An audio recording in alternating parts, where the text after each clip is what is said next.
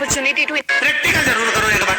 किसी और वाले महाराज बोले शिव महापुराण कोरेश्वर धाम में जब कथा चल रही थी तो सियोर वाले महाराज बोल दिए, क्या बोले कि प्रैक्टिकल करना है। क्या प्रैक्टिकल करना है कि एक बार मंदिर में जाके भले घंटी ना बजे पर हर हर महादेव जरूर कहा जाए, हर हर महादेव सब जरूर कहा, सबका अच्छी जम के चिल्ला के बोलो। तुम बढ़िया साड़ी वाड़ी पहन के जाओ, सिर पे पल्लू मल्लू धरा, बढ़िया जोरदार पिन मिन खुशी सब बढ़िया और जोरदार जाके और जैसे चिल्ला के बोले हर हर महादेव, जैसे ही बोले तो जितना मंदिर के अंदर सब राम जी बड़ी भयंकर बोली है। और मंदिर में कहीं का घंटी भी बजा रही हो नहीं तो पहले घंटी बजाने के बाद सबसे पहले शंकर जी के दिमाग में देखेंगे, पहले तुम्हें देखे कहां से आई, कौन सी पुराण सुनी। जब दुनिया देख सकती है तो महादेव क्यों नहीं देखेगा।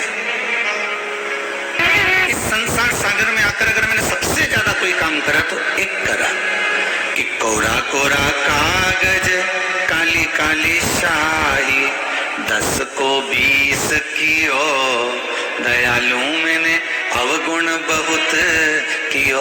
इस संसार सागर में मुझे भजन को दुगना करना, मन में भजन को दुगना न कर कर भोजन को दुगना करना। इस संसार सागर में आकर मुझे कीर्तन को, दान को, पुण्य को, सत्कर्म को दुगना करना था, पर इस संसार सागर में आकर मैंने अहंकार को दुगना कर लिया।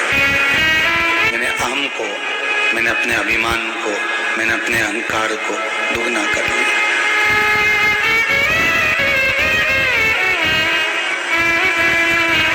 अरे भाई मेरा शंभू ऐसे ही नहीं मिलता। सब कुछ त्यागने के बाद मुर्दा जब संसार में पहुंचता है तब उसकी भस्म शंकर पे चढ़ती है। बोलो सही है कि गलत है कि जिंदा व्यक्ति की भस्म चढ़ जाएगी। सब कुछ त्याग दिया जब उसने, अपना घर परिवार कुटुंब नाते रिश्ते सारा साज सामान जब त्याग दिया उसने, संपूर्ण वैभव का जब त्याग कर दिया उसने, तब जाकर जब वो शंकर की शरण में पहुंचा तब जाकर बाबा भूत अधिपति भूतेश्वर पर उसकी भस्म चढ़ी है। तब जाकर वो भस्म संपूर्ण वस्तुओं का जब त्याग कर दिया तब, संपूर्ण साज का जब त्याग कर दिया तब चढ़ी। भगवान के गले में जो माला पड़ती है, भगवान के पास में जो माला चढ़ाई जाती है, भगवान के गले में जो माला फूलों की पहनाई जाती है, एक फूल भी कितना त्याग करता होगा कि उसको सुई से चुभना पड़ता होगा। सुई उसको चुभाएगी और चुभाने के बाद तब जाकर ये पुष्प एक धागे में आएगा और आने के बाद तब जाकर ये पुष्प तब माला के रूप में भगवान के गले में जा। और मान लो आपने भगवान को माला पिनाई ही नहीं और आपने तो विचार करा कि मैं तो सोने की माला पिनाऊंगी, तो सोने को भी अग्नि में तपना पड़ा तब जाकर वो निर्मित हुआ और निर्मित होकर तब भगवान के पास गया। अब तुमने विचार करा ना मैं फूल की माला चढ़ाऊं ना मैं सोने की माला चढ़ाऊं, तो तुमने विचार करा एक काम करती हूँ मैं तो भगवान को चंदन लगा देती हूँ, बाकी का अब तो ना तो इसमें पैसा लग रहा है ना कोई माला लग रही है ना कुछ नहीं। तो चंदन को भी अगर लगाओगे तो भी तो चंदन को पत्थर पे भाटे पे घिसना ही पड़ेगा। फूल को अगर भगवान के पास जाना है तो उसको चुभन सहन करना पड़ेगा। स्वर्ण को अगर भगवान के पास जाना है तो उसको अग्नि की तपन सहन करना पड़ेगी। चंदन को अगर भगवान के मस्तक पर जाना है तो उसको भी पत्थर पर घिसा जाएगा तब जाकर वो भगवान के मस्तक पर चढ़ पाएगा। तो मनुष्य भी ऐसे ही चले जाएगा कि भगवान के पास, मानव भी क्या भगवान के पास ऐसे चले जाएगा। मानव को अगर भगवान के पास जाना है तो उसको भी कहीं ना कहीं संसार के लोग चुभन देंगे, जैसे मीरा को लोग ताने देते थे, अपशब्द कहते। जहर का प्याला मीराबाई को लाकर दे दिया महाराज, सांप का पिटारा लाकर दे दिया, पर फिर भी उसको चुभन तो है, चुभाया तो जा रहा है।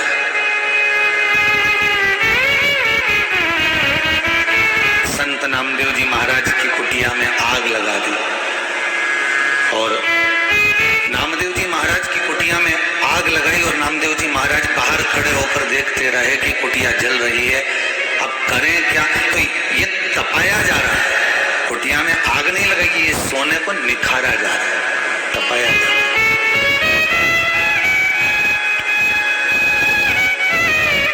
और व्यक्ति को बहुत उसकी बुराई कर कर, निंदा कर कर, अपशब्द बोलकर उसको घिसते हैं। दुनिया कुछ भी कहे, भगवान इतना जरूर जानता है कि जो मेरे लिए रोया है, जिसके नैनों में मेरे लिए अश्रु आए, जिसको मैंने दुख तो दिया, कष्ट तो दिया, पर वो मेरे लिए रोया है। तो भगवान ये जानते हैं कि ये मेरा है, और मेरे सम्मुख में आकर अगर एक बार अगर कह दे कि शंकर है, शंभो है, त्रिकालदर्शी है, कैलाशी है, कालो का काल महाकाल है, भूत अधिपति भूतेश्वर है, मेरा कुबेर भंडारी है, मेरा कुबेरेश्वर नाथ, इतनी कृपा करना कि मैंने दुख झेला, माना मुझे मैंने पूर्व में कुछ करा होगा, उसका भान मुझे आज हो रहा है। शिव महापुराण बार बार कहती है कि पूर्व में जो कर आए हो उसका भोग तो तुमको भोगना पड़ेगा, चाहे रो के भोग लो, चाहे मुस्कुरा के भोग लो। फिर वही वाली बात आ गई, थोड़ी सी तकलीफ आई, थोड़ा सा दुख आया, थोड़ा सा कष्ट आया, आपने पत्रिका दिखाई, पत्रिका में दोष देखोगे कि पत्रिका में ये दोष है। वास्तुशास्त्री को घर दिखाओगे तो कहेगा कि इसमें दोष है, काल सर्प का दोष है, पितरों का दोष है, वास्तु का दोष है। आपने दुनिया में दोष देखा, पर अपने भीतर का भी तो दोष देखो कि हमने क्या करा है, हमने क्या बोल दिया, हमने ऐसा क्या कर दिया, हमने क्यों ऐसा करा, अपने भीतर का दोष क्यों नहीं थी। और गुनाह, ये दोनों चीजों का स्मरण होना चाहिए आपको, गलती और गुनाह।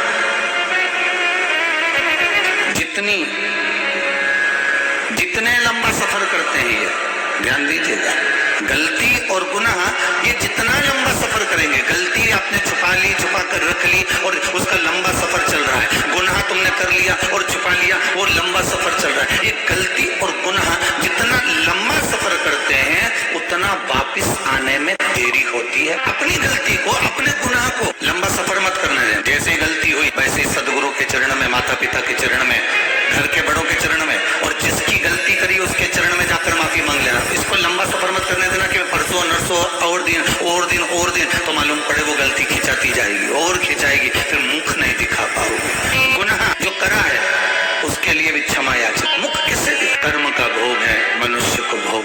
जैसा मानव का शरीर मिला है वो तो ये मन के अनुकूल हम अपनी जिंदगी वो कह गया। कई लोग कहते हैं इसमें नेत्र का दोष है जिससे काम जग गया, कोई कहते हैं ये श्रवण का दोष है जिससे निंदा सुनाई देती है, कोई कहता है इन हाथों का दोष है जिससे चोरी हो जाती है, कोई कहता है ये पाँव का दोष है जिससे ये गलत जगह पहुंच जाते हैं, कोई कहता है ये मुख का दोष है जो गलत व्याख्यान कर देते हैं, गलत बोल देते हैं, गलत खा लेते हैं। इसमें दोष ना नेत्रों का है, इसमें दोष ना हाथों का है, इसमें दोष ना पाँव का है, इसमें दोष ना मुख का है, इसमें दोष ना नेत्रों का है। दोष एक ही चीज का है, ये इंजन जो मन है ना इसी का दोष है। जरा सा कुछ देखा और खाने की लालसा जाग गई, जरा सा कुछ देखा नेत्रों से क्रोध जाग गया, जरा सा कुछ पाया।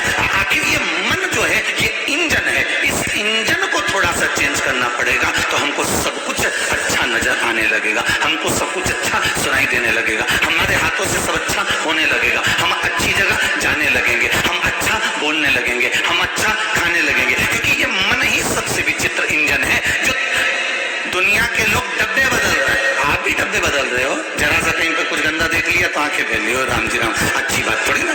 ऐसा जरा सा कुछ हुआ मुंह पर, कोई ने कुछ बोला तो अपनी श्रवण शक्ति पर ध्यान दिया, पर मन केंद्रित नहीं कर। हमने दुनिया को बदलने का प्रयास करा पर अपने आप को नहीं बदल पाए।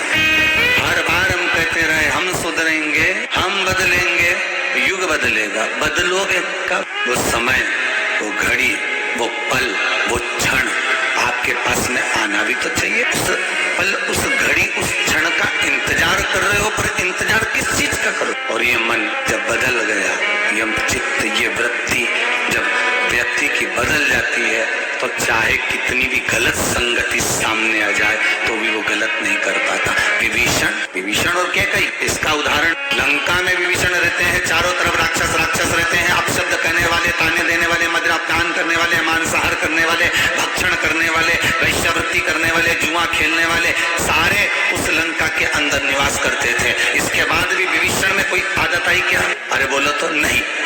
विभीषण बिगड़ा क्या? नहीं। विभीषण के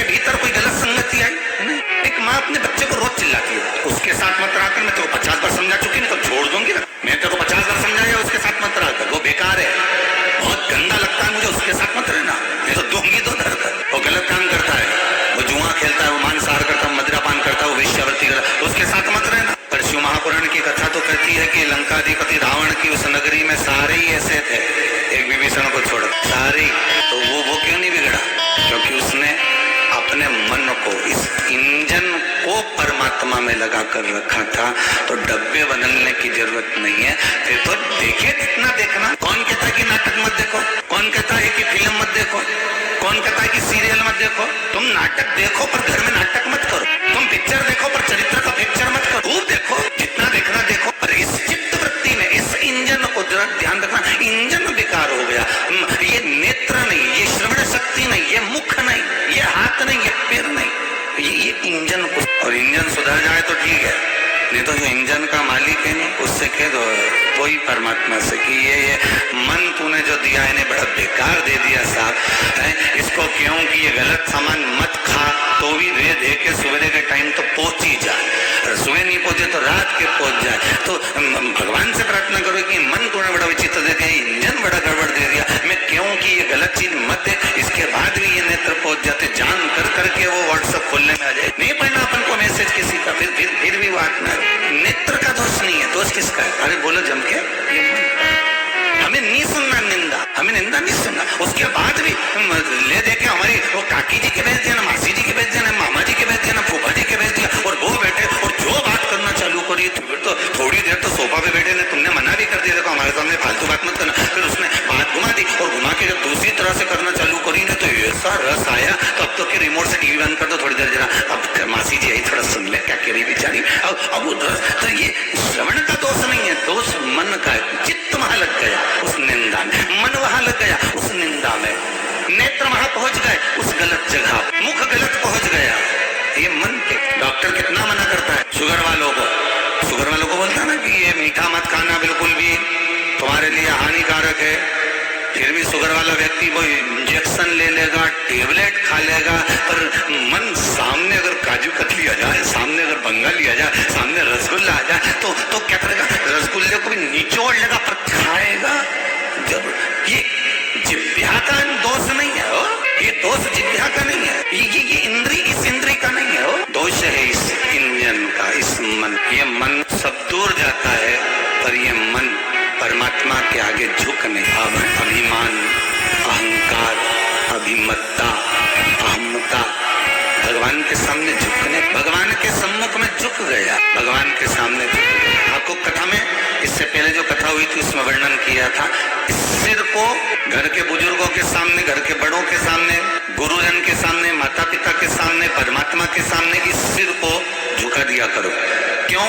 इस सिर में सब कुछ भरा और ज्यादा भरा हुआ है ना, इसलिए इसको उंडेलते रहो गुरुजन के चरणों में, माता पिता के चरणों में इसको गिराते रहो। छोड़ ये मन शिव के चरणारविंद में रहो, तो इसको झुकाने की आदत डल, मन झुकता ही। बताओ, एक कहीं शादी में देखा था हमने तो कि वो लड़की ऐसी खड़ी थी और स्टेज पे, और दूल्हा भले वो उसके माँ बाप के सामने कभी नहीं झुका बापड़ा, कभी उसने गुरुजी के सामने धोखनी लगाई, पर माता पिता के आगे धोखनी लगाई। कभी उसने माता पिता गुरुजन को, घर के बड़ों को, कभी बहन को, कभी भाई को जिस आदर से फूल नहीं दिया, उस आदर से वो फूल दे दिया था। हम सामने सोफे पे बैठे थे, सामने वो स्टेज पे लड़की बड़ी तंग के खड़ी हुई थी, बड़ी इठला रही थी, और लड़का घुटना टेक के फूल दे रहा था। हमने कहा गजब का सीन है, गजब। अब मन में ऐसा आया तो हमने उनके रिश्तेदारों से कहा कि अरे बबलू इधर आ। तो बबलू बोला हाँ गुरुजी क्या? हमने कहा इन दोनों की पटेगी अच्छी रहे हो, बहुत जोरदार पटने वाली। जब लड़का आज ही इतना समर्पित हो गया बेचारा है, गुलाब का फूल दे दिया घुटना झुका के, जो अपने माँ बाप के आगे नहीं झुका, जो कभी गुरुजन के आगे नहीं झुका, ऐसा घुटना झुका के गुरुजी के प्रणाम करे तो यूं कर दे, मम्मी पापा बोले हाय, और वो घुटना झुका के अगर गुलाब का फूल दे रहा तो इन दोनों में पटेगी जरूर हो। और मालूम पड़ा 3 महीने बाद तो तलाक हो गया, और वो भी यही कहने के लिए आए गुरुजी बहुत बुरी हालत है, इन दोनों का तलाक हो रहा है। हमने पूछा कि तो वो घुटना झुकाया था। दिक्कत तो वही है नहीं महाराज कि लोग घुटना तो झुका देते हैं, लोग नेत्र तो झुका देते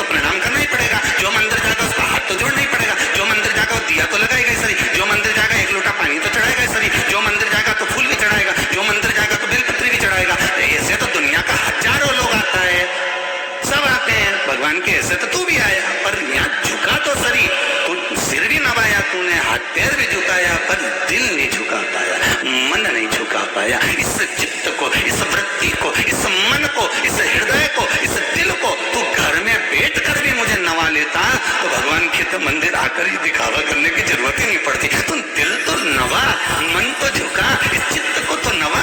ने घुटना टेक रिया है, फूल दे रिया, उसके बाद इतना झगड़ा कर रिया तो कहाँ जाएगा? तो लोगों के भी लगेगा ना कितना अच्छी जोड़ी है साहब, फोटो भी खींचा, यानी ऐसा कैमरा भी लगा था तो खूब जोरदार, तुम देखना टीवी भी बनी, खूब फिल्म भी बनी, सब कुछ हुआ। अब अपन तो यही सोचेंगे कितनी अच्छी जोड़ी है, सामने सिर घुटना नवा के फूल दे रिया है, जो अपने माँ बाप को कभी नहीं दिया इसने, कभी प्रणाम नहीं करा इसने, और घुटना अपनी उसको फूल दे रिया है जिसको अभी 2 महीने 1.5 महीने से ही मिला है, और इतना नवा के दे रहा है। तो मन में तो आएगा कि इन दोनों में कितनी अच्छी बनेगी, भगवान की कृपा रहे इन दोनों की जोड़ी। हम पर जरा सी बात में झगड़ा हुआ है, और वैसे झगड़ा हुआ है तब समझ में आए तो ये गुलाब का फूल गड़बड़ कर गया, वो इसीलिए उसने डंडी वाला फूल दिया था कि इसमें कांटे लगे ले पकड़, तब समझ नमन प्रेम। और जो एक बार दिल से झुक गया मेरे काल अधिपति महाकाल के चरणों में, जो एक बार दिल से झुक गया, दिल से जो झुक गया, तो मेरा काल अधिपति महाकाल फिर उस पर जो कृपा करता है वो महाकाल ही जाने, उसके सिवाय कोई नहीं। चित्त को, मन को झुकाना, शरीर को झुकाना वो एक अलग है, अलग।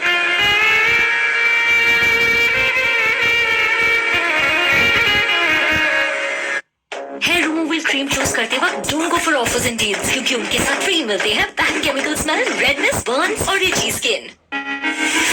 स्किन के साथ रिस्क क्यों लेना? We shop use Veet pure, starts at ₹54 only. एक पहलवान ने सामने एक राम जी का फोटो लगा रहा है, सुबह सुबह ऐसा हाथ धरे न दंडवत, वो एक्सरसाइज कर दंडवत, और दंडवत। अब हमने शिव महापुराण की कथा कहती है, कली काल में संसार में 84 लाख योनियां काटने के बाद जब मनुष्य की देह मिलती है, तब जाकर मुख से हर हर महादेव निकल पाता, बड़ी मुश्किल से निकलता है हर हर महादेव। पहले हम भी हर बार खिलाते थे, हर थोड़ी देर में कथा में हर हर महादेव बुलवाते थे कि नहीं बुलवाते थे? आपने पहले की कथाओं देखा ना, यूट्यूब पे डली हो, हर थोड़ी देर बाद बुलवाते थे हर हर महा, और हम कहते थे हर हर महादेव बोल, दीन बंधु दयालु दया कीजिए, जो दोनों हाथ उठा के हर हर महादेव नहीं बोले उसको उठा लीजिए, हम ये बोलते थे। वो तो बेचारे 1-2 लोगों ने मैसेज करा, पत्र लिखकर भेज दिया कि हम गाड़ी में कथा सुने, मोटरसाइकिल चलाते चलाते सुने, और तुम बोलो कि हर हर महादेव बोलो, नहीं तो उठा लेगा। अब बताओ हैंडल कैसे छोड़े? नहीं तो हम तो कहते थे कि दीन बंधु दयालु दया कीजिए, जो दोनों हाथ उठा के हर हर महादेव नहीं बोले उसको उठा लीजिए। अब बेचारा मोटरसाइकिल चला रही है, हेडफोन लगा है, मोबाइल में कथा चल रही है आस्था चैनल की, और बढ़िया प्रेम से सुन रही है। अब महाराज बोला कि जो दोनों हाथ उठा के हर हर महादेव नहीं बोले, भगवान उसको उठा लीजिए। अब बेचारा अंदर भगवान तो गुरुजी तो उन्होंने पत्र लिख कर भेजा, ये सब थोड़ी सी कृपा कर दो साहब, तुम अब हम चलाते चलाते गाड़ी और हर हर महादेव कैसे बोले, तो हमको साइड में लगाना पड़ती, फिर हम ऐसे करके हर हर महादेव बोलते, तो लोगों को लगता है कि बेचारा गाड़ी चलाते चलाते थक गया होगा, इसलिए योगा कर कुछ ऐसी व्यवस्था। अब ये थोड़ा गड़बड़ हो गया महाराज, तो उन्होंने लिख के भेजा कुछ ऐसी व्यवस्था कर दो कि गाड़ी नहीं रोकना पड़े, क्योंकि हमको आप ही जाना रहता। अब गाड़ी कितनी बार रोको? 3 घंटे की कथा में तो तुम्हारे थोड़ी देर में बोलते हर हर महादेव, अब इतनी बार गाड़ी भी रोको, और पीछे कहीं का आ रही हो तो वो अपने को नहीं समझे कि इसको भूत तो नहीं लगता, गाड़ी रोककर चलना। तो फिर विचार करा कि अब एक काम करेंगे कि कथा के शुरू में हर हर महादेव बोलेंगे, और कथा के अभी पिछली कथा के भी पिछली कथा, पिताजी जब देवलोक गमन हुए उसके पहले, उस समय भी एक का पत्र आया था, गुरुदेव तुम्हारी ये 2 बजे से 5 बजे की कथा में हम बड़े परेशान हो गए। देखो पत्र होगा तो मैं कल दिखाऊंगा जरूर, हो हम बड़े परेशान हो गए, और सबसे ज्यादा परेशानी हमारे पड़ोसी से हो गई। हमारा सोने का समय और टीवी की आवाज तेज करने का समय है, और तुम बोले इतनी तेज चलाना कि पूरे मोहल्ले में खबर हो जाए, और वो इतनी तेज चल रहा है कि पूरे कॉलोनी का लोग, और हमारे तो आफत, क्योंकि इसका दरवाजा और हमारा दरवाजा एक जैसा फ्लैट में, और इसी की आवाज हमारी घर में घुसा, 1 मिनट नहीं सो पाए 2 बजे से 5 बजे तक। अब आप बताओ क्या करें? तो हम निवेदन करें कि कथा का टाइम चेंज करो। तो हमने आशीष से कहा इनको पत्र लिखकर भेज दो कि अब तुम भी सोने का टाइम चेंज करो। वो सो लिए, अब तो जागने का समय। अरे रात को चिल्लाता हूँ गस्ती वाला, आधी रात को सीटी बजा बजा कर चिल्लाता है जागते रहो। उसको क्या पड़ी जगाने की, उसको क्या पड़ी जगाने की, और वो चिल्लाता है जागते रहो जागते रहो। क्यों? क्योंकि वो इसलिए चिल्लाता है कि अगर सो गए तो तुम्हारी तिजोरी का माल कोई चुरा कर ले जाएगा। रात को गस्ती वाला चिल्लाता है, दिन में कथाकार चिल्लाते हैं कि जागते रहो अभी भी मौका है। रात को सो गए तो चोरी का माल चोर चुरा कर ले जाएंगे तुम्हारे धन को, और दिन में अगर सोते रहे तो इस चित्त वृत्ति में जो राम आने वाला था उसको कोई दूसरा ले जाएगा, आत्मा निकल कर चली जाए। इसलिए जागो, ये जागने का मौका है, तुम्हारा समझ चेंज कर लो सोने का। चेंज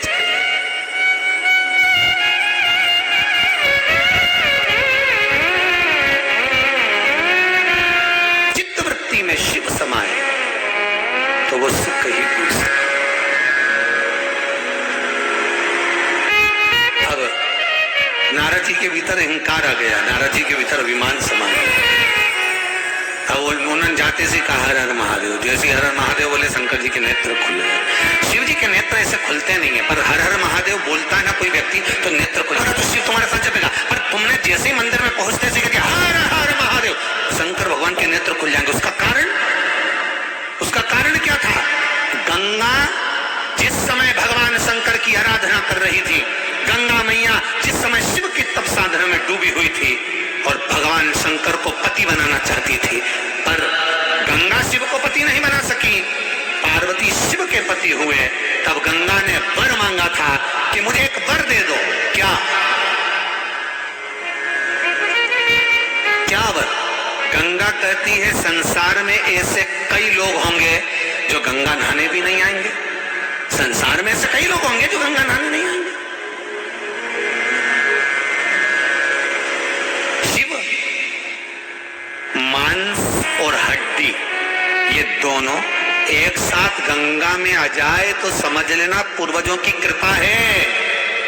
क्या क्या चीज जम के बोलिए जरा। मांस और हड्डी ये दोनों एक साथ अगर गंगा में आ जाए तो समझ लेना शंकर की कृपा है, पूर्वजों की कृपा है। नहीं तो दुनिया के लोगों की तो केवल हड्डी हड्डी आती है, मांस तो घर ही रह जाता जल के राह, केवल हड्डी आती है।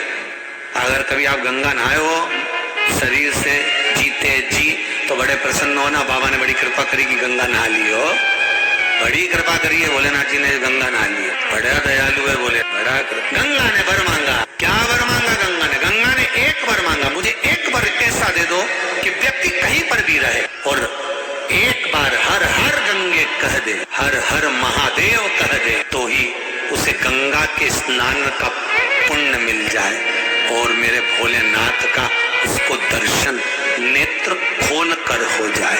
केवल नेत्र खोल कर। शिव के नेत्र हमेशा बंद रहते हैं, कभी कभी खुलते हैं, कभी कभी खुलते हैं, पर हर हर महादेव जब कहा जाता है शंकर को लगता है कि मेरी गंगा मेरे सामने आ गई मुझसे वर मांगने के लिए, शिव नेत्र खोलकर आपको भी वर प्रदान कर देते हैं। वो ओघड़दानी वो शंकर हर हर महादेव कहने में शिव की साक्षी हो जाती, गंगा की साक्षी हो जाती। हर हर गंगे कहकर नहाने में गंगा का जल पवित्र, जो बाल्टी में पानी होगा वो भी पवित्र गंगा जल होगा। महाराज देव ऋषि नारद ने जैसे हर हर महादेव कहा, हर हर महादेव जैसे बोला, शिव जी के नेत्र खुल गए। क्योंकि हर हर महादेव संबोधन ही ऐसा है। आप संबोधन करो, किसी मंदिर में जाना, लोग ओम नमः शिवाय जप रहे हो, कोई अनुष्ठान कर रहा हो, कोई पूजन कर रहा हो, और तुम मंदिर में जाते से घंटी नहीं मत बजाना, तुम तो बजाना ही मत ही, बस एक बार जम के दोनों हाथ उठाकर बोल देना हर हर महादेव। जितने जाप में लगे होंगे नहीं आंख बंद करके भी, वो भी एक आंख खोल के देख लें कौन आई है। वो जब इतना सारा लोग आंख खोल के देख लेगा तो क्या महादेव नहीं देखेगा? प्रैक्टिकल करके तो देखो, एक बार प्रैक्टिकल जरूर करके देखो कि महाराज कहीं झूठ तो नहीं बोल रहा। होना चाहिए प्रैक्टिकल। एक बार एक महाराज जी प्रवचन दे रहे थे, प्रवचन में कह रहे थे मदिरा नहीं पीना चाहिए, शराब नहीं पीना चाहिए, ये गंदा नाली का पानी है, मत पियो, पियोगे तो बर्बाद हो जाओगे, गटर में पड़े रहोगे, नाली में पड़े रहोगे। उसी में महाराज का एक पहचान वाला बैठा था, उठ के खड़ा हो गया, ओ महाराज इतनी बड़ी बड़ी बात कह रही है, तेरा सग्गा भाई पी के तो नाली में पड़ा, उसको तो ज्ञान दे नहीं दिया और हमको ज्ञान दे दिया। महाराज जी को क्रोध नहीं आया, महाराज जी को बिल्कुल क्रोध नहीं आया। और महाराज जी उठकर क्या बोले, तो महाराज जी ने एक ही बात की, भैया देखो मैं भी प्रवचन दे रहा हूँ, मेरा भाई भी प्रवचन दे रहा है, मैं मुख से समझा रहा हूँ, मेरा भाई प्रैक्टिकल करके दिखा रहा है। अगर मुंह से समझ जाओ तो ठीक है, नहीं तो नाली में पड़ा है देख के समझ जाओ कि ऐसी गति तुम्हारी होगी, समझना तुमको।